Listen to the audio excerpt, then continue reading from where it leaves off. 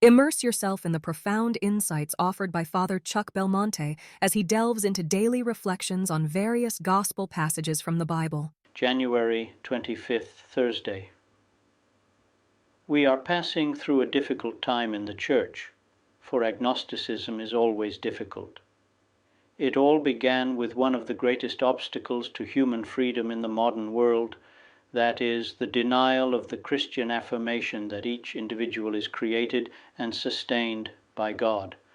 The removal of God from the human mind and the replacement by a God of humanity was perhaps the most successful propaganda stunt of the Enlightenment. This is the belief in a God which we, men, can manufacture. Yet the Enlightenment propaganda had some effect.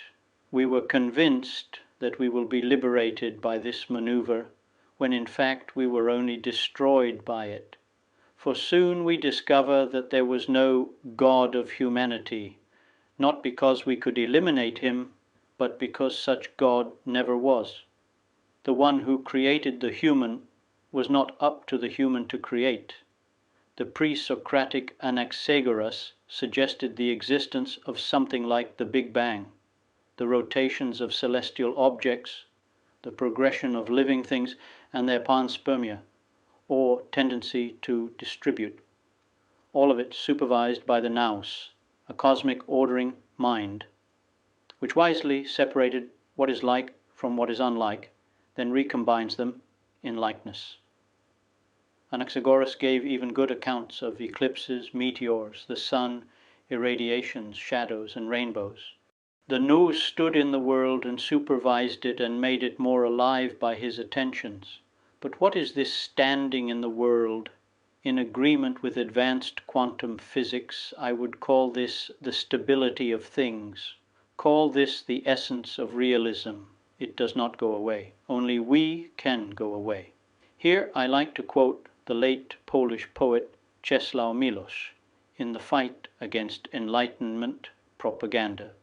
The true opium of the people is the belief in nothingness, the huge comfort of thinking that we are not going to be judged for our betrayals, greed, cowardice, and murders. We were promised a nothingness after death that the God we had created cannot deliver. But what will we get when we shake off our enlightened desolation, the false God we can cancel? Something quite marvelous takes its place immediately, for we begin to see a non-human way, a supernatural way forward. We begin to see that the fear we have been avoiding has been cancelled. There is still time to fill in our stolid material lives, and these could be filled wisely with prayer, and with an important adjunct of prayer, which I should call formation. For just as the Enlightenment could not make God disappear, but tried to conceal him behind an imaginary God of humanity, the reverse process may necessarily follow. We will replace this false God with the real one.